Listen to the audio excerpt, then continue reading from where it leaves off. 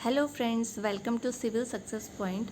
हमने पिछली वीडियो में सिंधु घाटी सभ्यता के का परिचय पढ़ा था, उसका क्षेत्र विस्तार पढ़ा था और उसको मैप में उसके प्रमुख स्थल देखे थे, नगर नियोजन देखा था और उसका सभ्यता का पतन कैसे हुआ, क्या कारण थे, उसके मुख्य बिंदु क्या थे।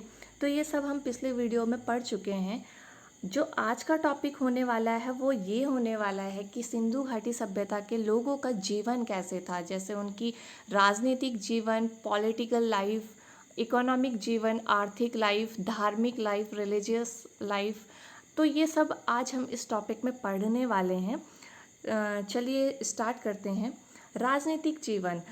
अब मैंने आपको बताया कि जो सिंधु घाटी सभ्यता थी वो आदि ऐतिहासिक काल के अंदर आती है, जिसको प्रोटो हिस्ट्री कहते हैं।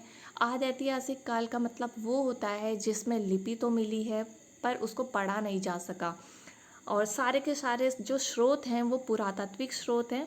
तो स्रोत के अभाव में वास्तविक व्यवस्था के बारे में स्पष्ट जानकारी नहीं है। ये इसलिए ही होता है क्योंकि जो लिपि है वो अभी तक पढ़ी नहीं जा सकी है। संभवतः शासन पुरोहित, व्यापारी वर्ग, नगर नियोजन द्वारा संचालित होता था। अब मैंने आपको बताया था पिछले वीडियो में कि पुरोहित की मूर्ति जो है मोहनजोदड़ो से मिली थी। तो इससे जो इतिहासकारों ने मत दिया है कि जो नगर प्रशासन जो होता था वो पुरोहित या व्यापारी वर्ग द्वारा ही संचालित किया जाता था। पिगट ने मोहनजोदड़ो एवं हड़प्पा को सभ्यता की जुड़वा राजधानी के रूप में देखा है। इनका पूरा नाम जो है स्टुअर्ट पिगट है। ये इम्पॉर्टेंट क्वेश्चन है, कई बार एग्जाम में आया है कि मोहनजोदड़ो और हड़प्पा को जुड़वा राजधानी किसने कहा। तो आप आंसर टिक करेंगे स्टुअर्ट पिगट। हंटर ने मोहनजोदड़ो के शासन को राजतंत्रात्मक की जगह जनतंत्रात्मक माना है। राजतंत्रात्मक मतलब मोनार्चियल, जनतंत्रात्मक मतलब डेमोक्रेटिक। तो ये इसलिए क्योंकि जनतंत्रात्मक इसलिए नहीं माना है क्योंकि वहाँ कोई भी महल के साक्ष्य नहीं मिले हैं। यहाँ अस्त्र शस्त्र का अभाव था। तो मैंने शुरू में ये बताया था कि ये सभ्यता जो थी वो एक शांति प्रिय सभ्यता थी, इसलिए क्योंकि यहाँ अस्त्र शस्त्र के कोई भी प्रमाण नहीं मिले हैं। तो ये हो गया सिंधु घाटी सभ्यता का पॉलिटिकल लाइफ, मतलब राजनीतिक जीवन। चलिए आगे बढ़ते हैं सामाजिक जीवन में। सामाजिक जीवन इसका इस तरह से था कि जो समाज की सबसे छोटी इकाई होती थी वो परिवार थी। संभवतः परिवार मात्र सत्तात्मक था, मतलब मैट्रियार्चल। ये इसलिए कहा गया है, इतिहासकारों का ये मत इसलिए दिया गया है कि मात्र सत्तात्मक रही होगी क्योंकि मोहनजोदड़ो से मात्र देवी की एक मूर्ति मिली है जिसकी सिंधु घाटी सभ्यता के लोग पूजा करते थे, और हड़प्पा से एक उर्वरता देवी की मूर्ति मिली है जिसको गॉडेस ऑफ फर्टिलिटी भी कहा जाता है। तो इन सब से ये अंदाज़ा लगाया जा सकता है कि जो सभ्यता थी वो एक मात्र सत्तात्मक थी, मतलब जो परिवार में हेड थी वो माँ थी, पिता नहीं थे। सभ्यता के लोग शांति प्रिय थे। तो ये मैं शुरू में ही बता चुकी हूँ कि जो ये सभ्यता थी वो शांति प्रिय थी। शाकाहारी एवं मांसाहारी दोनों थे। ये जो सभ्यता के लोग थे ये शाकाहारी भी थे क्योंकि कृषि का उत्पादन होने लगा था, और शाकाहारी शिकार भी करते थे। तो दोनों ही तरह के ये लोग थे जो कि शाकाहारी भी थे और मांसाहारी भी थे। आभूषण का प्रयोग पुरुष एवं स्त्री दोनों करते थे।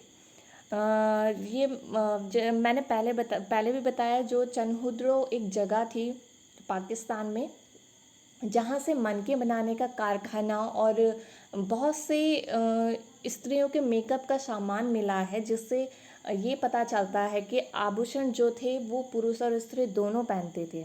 मनोरंजन किससे होता था इस सभ्यता में, तो पासा, नृत्य, शिकार और पशुओं की लड़ाई, ये सब इनका मनोरंजन का एक माध्यम था।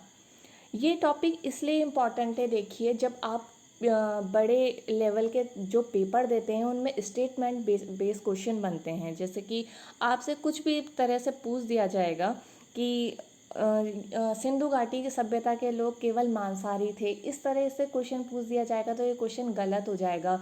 और इस टाइप से 2-3 स्टेटमेंट दे दिए जाएंगे और ऑप्शन होंगे कि ए और बी, ए ओनली सी, इस टाइप के से ऑप्शन आते हैं। और आपको सही अगर समझ होगी तो ही आप स्टेटमेंट बेस्ड क्वेश्चंस को अच्छे से कर पाएंगे।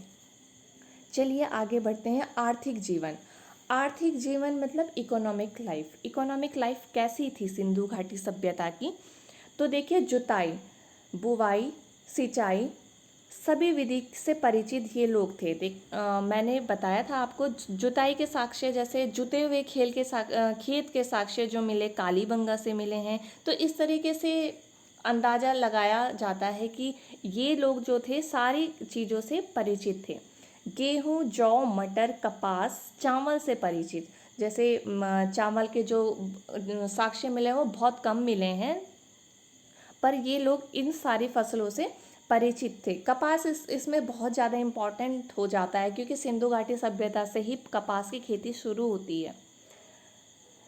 गन्ना, रागी के प्रमाण नहीं, ये एक इम्पॉर्टेंट पॉइंट इसलिए है, मैंने इसलिए लिखा गन्ना, रागी के प्रमाण नहीं मिले हैं क्योंकि बहुत सी फसलें हैं। देखिए, मैं बहुत और भी चीज़ें लिख सकती थी कि इन चीज़ों के प्रमाण नहीं मिले हैं, इन चीज़ों के प्रमाण मिले हैं। मैंने इसलिए नोट किया क्योंकि जो गन्ना है, गन्ना जो है पूरे वर्ल्ड में, अगर वर्ल्ड रैंकिंग की बात की जाए तो गन्ना का जो इस समय उत्पादन होता है, प्रोडक्शन होता है, तो भारत जो है वो वर्ल्ड रैंकिंग में सेकंड नंबर पे आता है। और सबसे ज़्यादा उत्पादन जो होता है वो ब्राज़ील में होता है।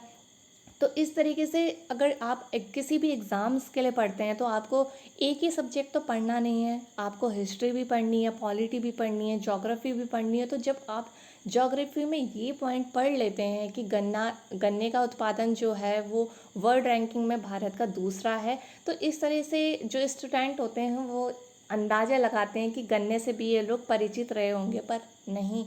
और जो रागी मतलब मंडुवे के भी प्रमाण नहीं है क्योंकि मंडुवा जो है, मंडुवे का उत्पादन भी बहुत ज़्यादा होता है। अगर देश के स्तर पे बात की जाए तो कर्नाटक जो राज्य है वहाँ पर सबसे ज़्यादा मंडुवा या रागी की फसल का उत्पादन किया जाता है इन प्रेजेंट। पशुपालन की बात की जाए, प्रिय पशु कुबड़ वाला सांड, ये इम्पॉर्टेंट है क्योंकि एग्ज़ाम में कई बार पूछा गया है कि सिंधु घाटी सभ्यता का प्रिय पशु कौन सा है।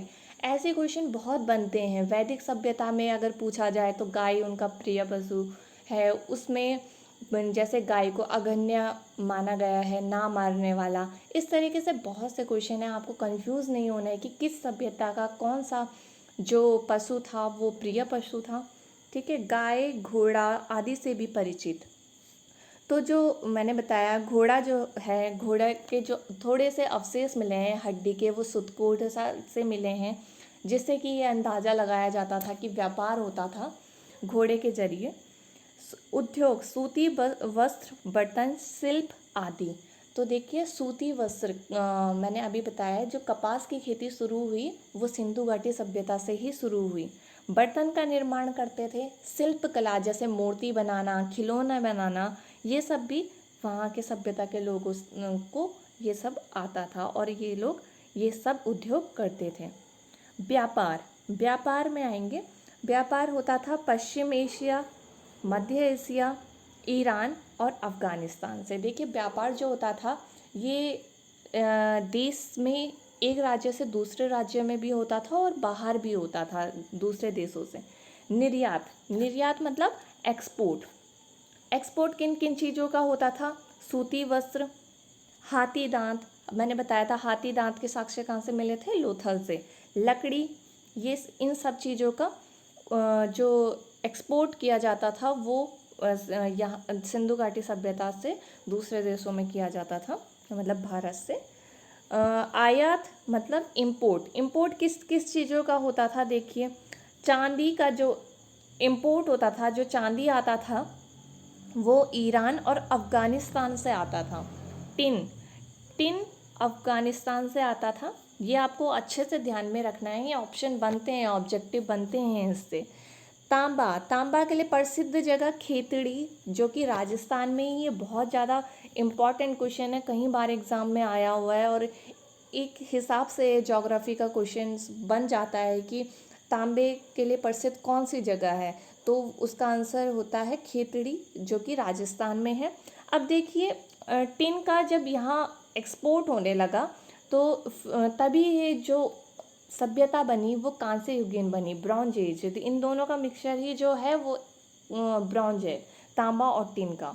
ठीक है, लार्ज वर्थ जो इम्पोर्ट होता था वो मेसोपोटामिया से होता था। देखिए लार्ज वर्थ क्या है, एक जो नीले रंग का एक धातु होता है, पत्थर होता है ये, जिसको जेमस्टोन भी कहते हैं।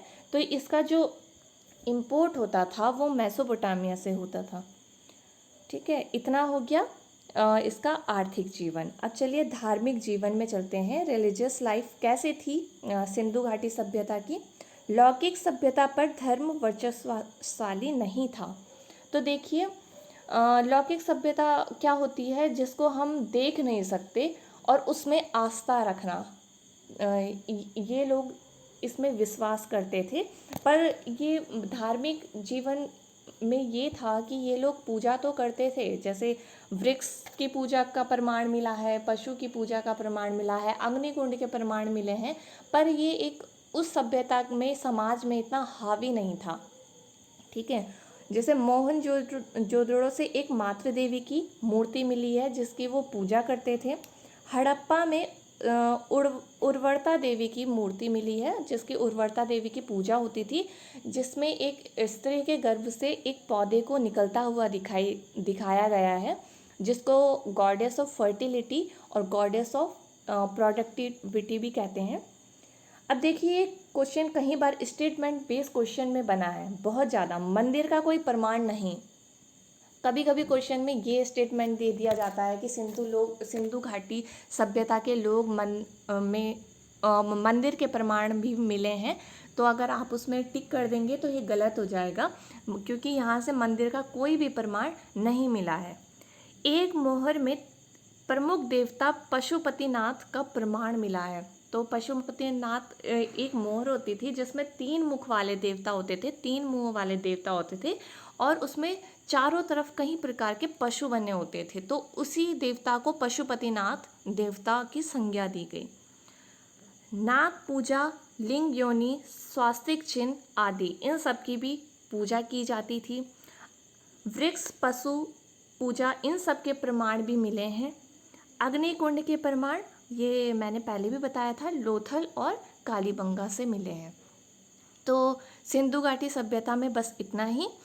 आप अगर अब तीनों वीडियोस को एक सीरीज़ से देखेंगे तो आपका ये चैप्टर का जो बेसिक कंसेप्ट है वो बहुत अच्छे से आपको समझ में आएगा। आपके सारे MCQs बन जाएंगे, कोई भी क्वेश्चंस नहीं छूटेगा। आप इसको दोबारा से रिवीजन कीजिए। वीडियो आपको अगर पसंद आए तो लाइक कीजिए, सब्सक्राइब कीजिए और हमारे फेसबुक पेज से जुड़िए ताकि आपको टेस्ट की MCQs मिल सकें, PDF मिल सके, और टेलीग्राम चैनल से भी जुड़ जाए। डिस्क्रिप्शन में मैं लिंक दे दूँगी। अगली वीडियो में मैं लाऊंगी वैदिक सभ्यता। तो ये जो एंशिएंट हिस्ट्री की सीरीज़ है ये टॉपिक वाइज चलती रहेगी। आप चैनल से जुड़े रहें, बेल आइकन को प्रेस कर लीजिए ताकि जो भी न्यू वीडियो आएगी आपको नोटिफिकेशन मिल जाएगी। अपना ध्यान रखिए। Bye bye, take care.